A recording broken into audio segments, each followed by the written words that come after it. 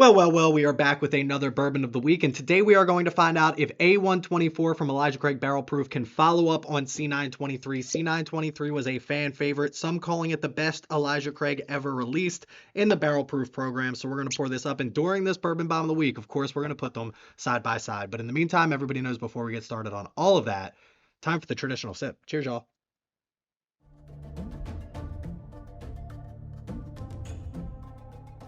A lot to not like about this.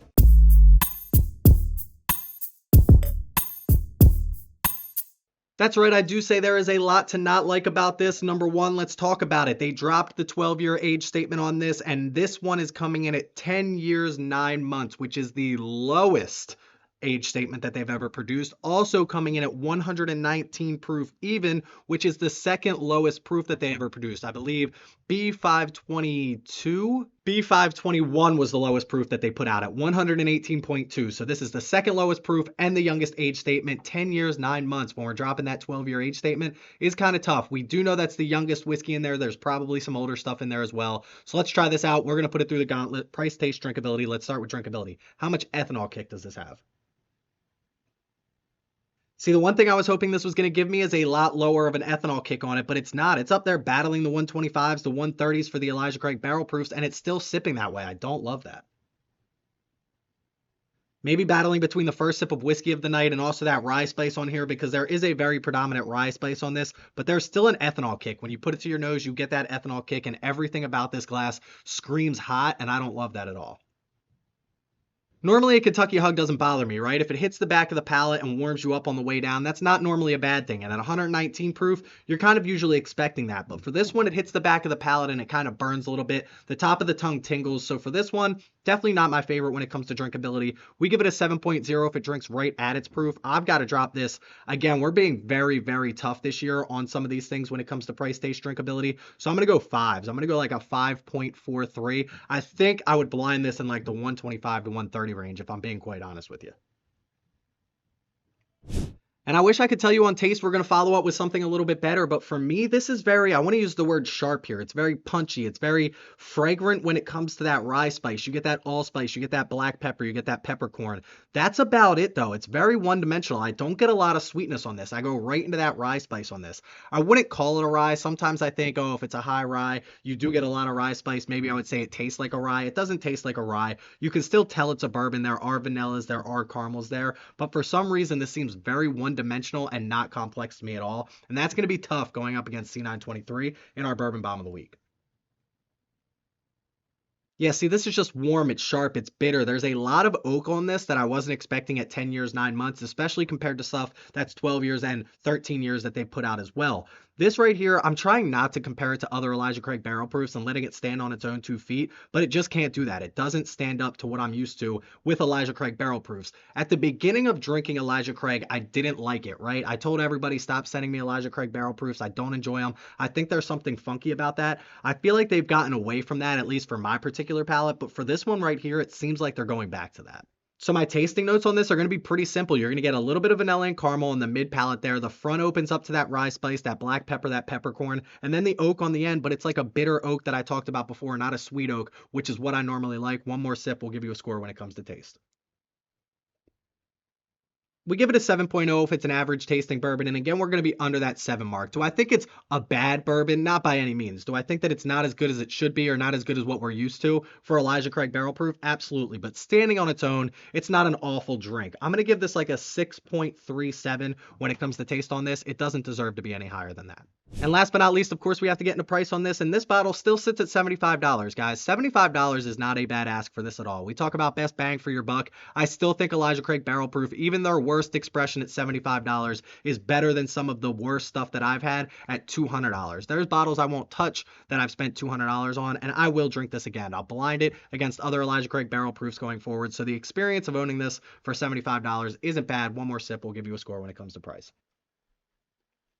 They used to be 70, now they're 75. Can I really be too upset about a $5 price increase? I'm not. I think it's still a great value for what you're getting here. 10 years, 9 months is still a great age statement if we're really worried about age statements like that. 119 proof, barrel strength, coming out of Heaven Hill. Nothing you can be really too upset about. So I'm going to give this a very good score when it comes to price.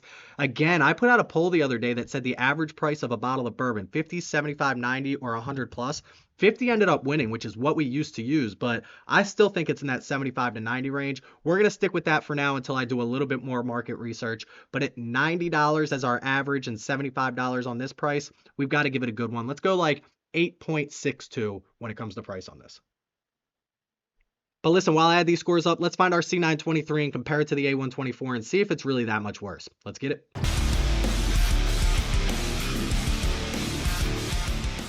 I love when I keep it around so it's easy to find. Listen, I was thinking about doing this blind, but I got to be honest with you. At 133 proof and 119 proof, I would hope I would be able to pick the two of them out. Also, only doing two of them and sipping on this one already tonight, it's going to give me an advantage to pick out which one's which. So we're not going to do this blind. I will say C923 was a lot of people's whiskey of the year. I had it up at the very top of my list as well. It was very, very good. Some people consider it the best batch that Elijah Craig has ever put out for their barrel proof program. We're going to put that up against the one we're drinking tonight, A124, and let's try it out. Let's start with the C923. Cheers, y'all. I had to like double clutch there. I kind of missed. One more sip. I didn't fill it up enough, and with the extra lip on this whiskey wisdom glass, kind of gave me a little bit trouble. But that, just as good as I remember, guys. This C923, first of all, the proof on this alone at 133 proof still seems to drink easier than this 119 proof over here. We're going to see if that holds true when I go back to it, but this is just so good. There's so much going on in this glass. It's complex compared to this one over here. There's a lot more sweetness. Just off the first sip, I can tell you I love this a lot more than A124.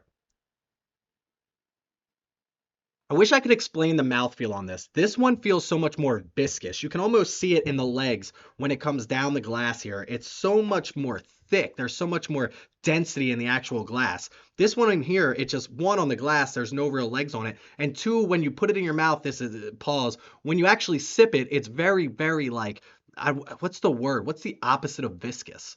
Watery. It's so much more watery and almost tastes like that too. It's not as good when it comes to the flavor profile. It's not as good when it comes to like the viscosity of the glass. It just does seem a little bit watered down, which is crazy because obviously it's barrel strength. I mean, what are we really talking about here? 13 years, 7 months versus 10 year, 9 months. 133 proof versus 119 proof. A is usually better than B, by the way. People, when they get B, they usually don't like B as much. And if that holds true, if B gets worse than this, we're going to have an issue here in the bourbon community because this C going to this A is just not, I don't even understand how they can make that big of a leap. It doesn't seem like it makes sense to me. Maybe they're holding out for some older whiskey as we get further and further into the year. Maybe they knew that this was going to be so good so that people were going to buy this no matter what, hoping it was as good. But I got to tell you, make sure you check your reviews, make sure you see who you're listening to because this is not as good as this glass over here. It's just not.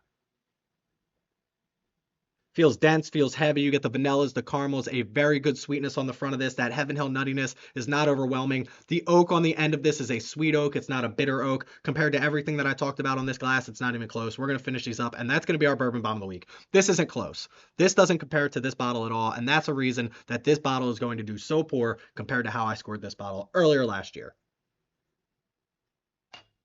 Or later last year, depending on how you look at it. Cheers, y'all. The fact that these two bottles can come out of the same distillery in such a short time period and be this vastly different is just wild to me. I don't know if that's on purpose or if they know what they're doing over there at Elijah Craig, knowing that people are going to buy these no matter what, but I've spent more on bottles that I will not drink. I have an Elijah Craig 18 year back there that I won't even touch. I literally think that it's like still 3/4 full. Where is it? It's right behind me. I bought that like 2 years ago. I won't touch it. I send it out for samples so people can try how bad it is before they actually spend $200 on it. But that being said, this bottle came in at a 6.81. I think that that's being held up by price. I got to be honest with you because it's not taste or drinkability that's doing that. But if they keep these at $75, nobody's going to be mad picking them up because it's still a very good price point. At 6.81 though, not a great score. But we answered our question, can Elijah Craig barrel proof strike lightning twice? And the answer is no, they just can't do it, at least not right now. We'll check out B524 when it comes out, and hopefully C924 gets back on track. But in the meantime, make sure you check me out on Instagram at Bourbon of the Week. Go click that follow button over there. If you learned anything today, click that like and subscribe button here on YouTube. I would greatly appreciate it. Link in the description below to Patreon and Discord. Come chat with us 24/7 and help support the channel if you would like to. Please don't drink and drive. Always drink responsibly. Stay healthy, stay happy, and stay trying to find the next best thing out there. Cheers, y'all.